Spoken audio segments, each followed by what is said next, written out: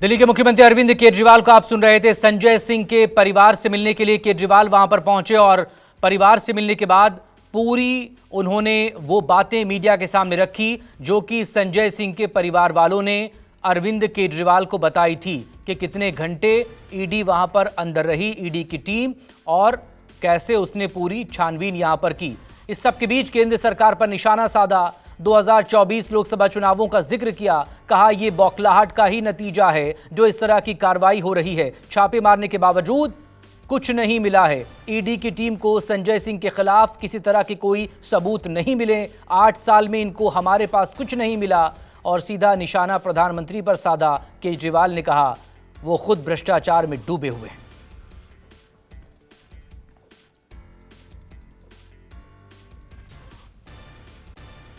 संघर्ष करो, हम तुम्हारे साथ हैं।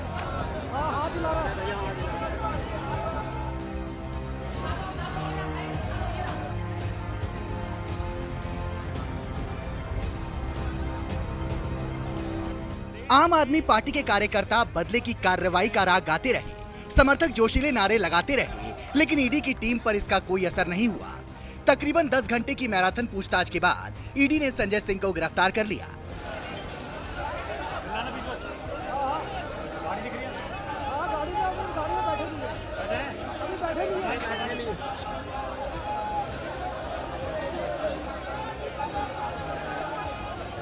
गिरफ्तारी की खबर आम आदमी पार्टी कार्यकर्ताओं के बीच जंगल में आग की तरह फैली। संजय सिंह के घर पर समर्थकों की भीड़ दोगुनी हो गई। संजय सिंह संघर्ष करो, हम तुम्हारे साथ हैं। संजय सिंह संघर्ष करो, हम तुम्हारे साथ हैं। ईडी की टीम संजय सिंह को गाड़ी में बिठाकर अपने दफ्तर की तरफ चली। समर्थकों की नाराजगी और बढ़ गई। नारेबाजी करते हुए आम आदमी पार्टी का एक कार्यकर्ता कार के सामने लेट गया।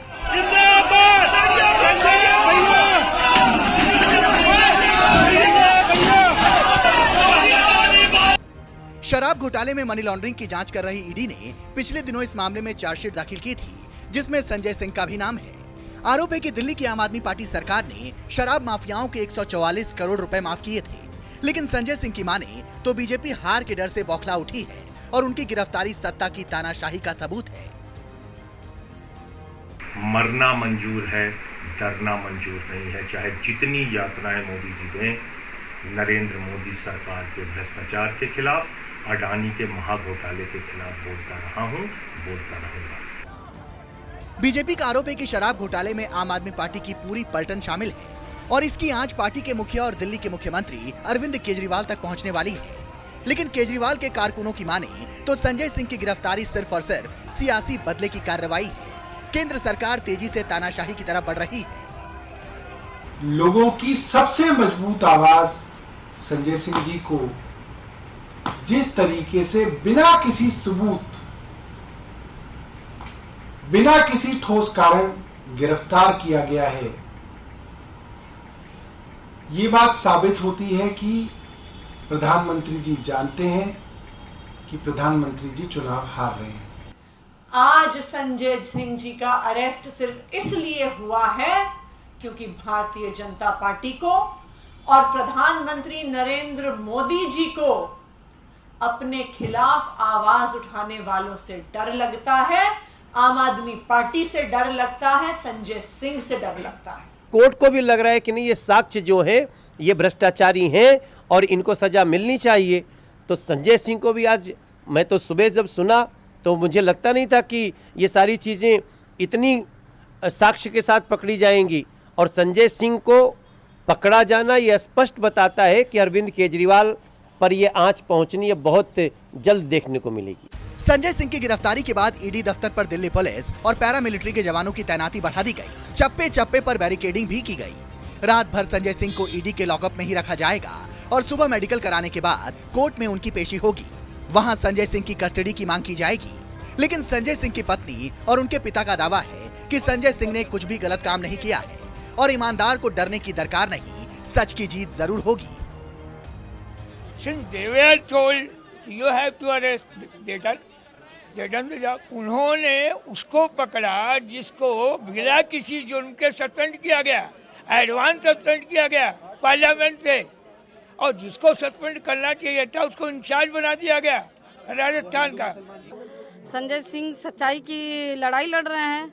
उनकी यही सज़ा मिली हुई है कि उनको जेल में डाल दिया जाए और सच्चाई की हमेशा जीत हुई है और हम चाहते हैं कि सच्चाई की ही जीत होगी।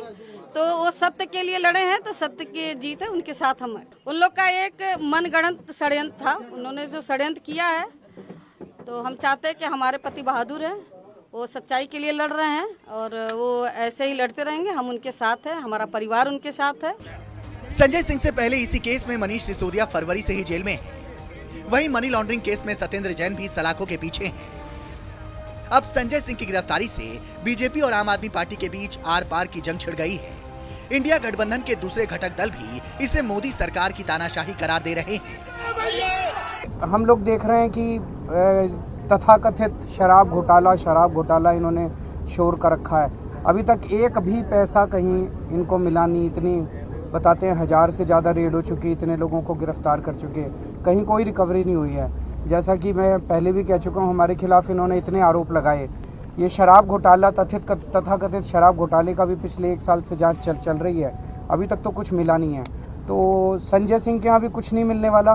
बाकी चुनाव आ रहे हैं और 2024 के चुनाव में इन लोगों को लगता है कि ये लोग हारने वाले हैं, तो एक हारते हुए आदमी के आखिरी डेस्परेट कोशिशें नजर आ रही है। सत्य मेव जयते, सत्य पराजित नहीं होता है, सत्य को परेशान किया जा सकता है। राहुल जी को सदस्यता समाप्त की, घर ले लिया, हर तरह से विरोध किया और आज लालू जी की जमानत ये कहती है कि आरोप प्रथम दृष्टया अदालत ने झूठे पाए। प्रथम दृष्टया चुनाव के पहले ही सब क्या हो रहा है? जैसे भारतीय जनता पार्टी की मति भ्रष्ट हो गई। वो सारे मजबूत नेताओं को जो इंडिया है उनको डरा के धमका के कह रहा है।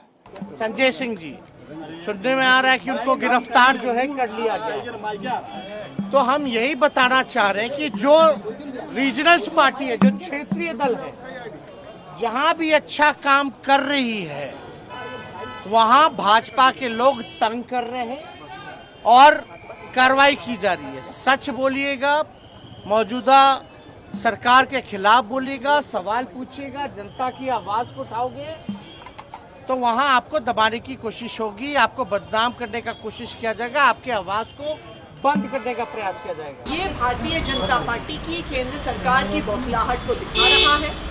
भारतीय जनता पार्टी को अब ये पता है कि वो आने वाले जो राज्य के चुनाव हैं और जो उसके बाद लोकसभा के चुनाव हैं वो हारने वाले हैं। इसलिए जो भी उनका विरोध करता है, जो भी विपक्ष में है, जो भी उनके खिलाफ आवाज उठाता है, उसको जेल में बंद करने की कोशिश करते हैं। बार बार केजरीवाल संजय सिंह कह रहे थे कि हमारे घर तो कुछ नहीं मिलेगा, हमारे घर तो कुछ नहीं है, हमारे घर तो 1 भी रुपया नहीं मिला है, कोई ज्वेलरी नहीं मिली है। मैं पूछना चाहता हूं कि जब देश में चारा घोटाला हुआ था तब जो उसमें जेल गए थे, क्या उनके घर में पैसा मिला था? जब देश में 2G स्कैम हुआ तो क्या उनके घर में पैसा मिला? कौन बेवकूफ होगा कि वो अपने घर पे ये सारा पैसा रखेगा? एक फूटी कौड़ी उनको वहां से बरामद नहीं हुई। एक अनियमितताओं से या किसी भी चीज से संबंधित जो आरोप है, रत्ती भर सबूत इन्हें कोई बरामद नहीं हुआ, क्योंकि जब घोटाला हुआ ही नहीं तो मिलेगा क्या? तो ये भी साफ तौर पे राजनीति से प्रेरित है और आने वाले चुनावों में 2024 के लोकसभा चुनावों में अपनी हार को अपनी आंखों के सामने देख एक डरी हुई भाजपा का ये एक प्रकार से आखिरी पैंतरा है, आखिरी उनका औजार है जिसका इस्तेमाल कर कर वो विपक्ष को दबाना चाहते हैं, हमें डराना चाहते हैं। पहले करेंगे भ्रष्टाचार, उसको बनाएंगे शिष्टाचार, कार्रवाई होगी तो खेलेंगे विक्टिमहुड कार्ड, कहेंगे अत्याचार अत्याचार। इनको लगता है भ्रष्टाचार इनका जनसिद्ध अधिकार। देखिए कितना बदल गए हैं लोग। जो अन्ना हजारे के शिष्य बनकर आए थे और कहते थे बिना चार्जशीट के, बिना कोई FIR के कि ये भ्रष्ट है वो भ्रष्ट है, जहां पर कोर्ट की कार्रवाई हो रही है, एजेंसियों की कार्रवाई हो रही है, जहां पर चार्जशीटें आ चुकी है, वहां पर कहते हैं कि नहीं नहीं ये कट्टर ईमानदार है। आज जब संजय सिंह गिरफ्तार हुए हैं तो यही विक्टिमहुड कार्ड मनीष सिसोदिया के लिए खेला था। ये संजय जी की गिरफ्तारी ED वगैरह ने नहीं की है। हमारे जो साथी हैं राज्यसभा में, उनकी गिरफ्तारी मोदी जी और अमित शाह जी के BJP की आनुषंगिक संगठन जिसमें ईडी, आईटी, सीबीआई, इस मामले में ईडी ने की। स्याह दिनों का दौर शुरू हो चुका है। संजय सिंह के यहाँ ये छापेमारी ऐसे वक्त में हुई जब एक दिन पहले ही दिल्ली की एक कोर्ट ने आबकारी नीति घोटाले में मनी लॉन्ड्रिंग केस में वाईएसआर सांसद श्रीनिवासुलु रेड्डी के बेटे राघव मगुंडा और बिजनेसमैन दिनेश अरोड़ा को सरकारी गवाह बनने की अनुमति दी थी। आरोपी दिनेश अरोड़ा को केस में मुख्य कड़ी माना जा रहा है। ईडी ने अपनी चार्जशीट में आरोप लगाया था कि दिनेश अरोड़ा ने दिल्ली के मुख्यमंत्री अरविंद केजरीवाल से उनके आवास पर मुलाकात की थी। इस बैठक में संजय सिंह भी मौजूद थे। दिनेश अरोड़ा ने पूछताछ के दौरान बताया था कि वह सबसे पहले एक कार्यक्रम में संजय सिंह से मिला था। इसके बाद वह मनीष सिसोदिया के संपर्क में आया। चार्जशीट के मुताबिक संजय सिंह के कहने पर दिनेश अरोड़ा ने दिल्ली में आगामी चुनावों के लिए पार्टी फंड इकट्ठा करने के लिए कई रेस्टोरेंट मालिकों से बात की। इतना ही नहीं, उसने 32 लाख रुपए का चेक भी सिसोदिया को सौंपा।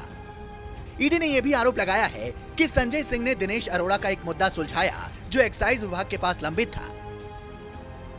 दीपक दुबे, राहुल प्रकाश, विनय सिंह और प्रशांत देव के साथ ऋषिकेश कुमार, दिल्ली न्यूज़ 24।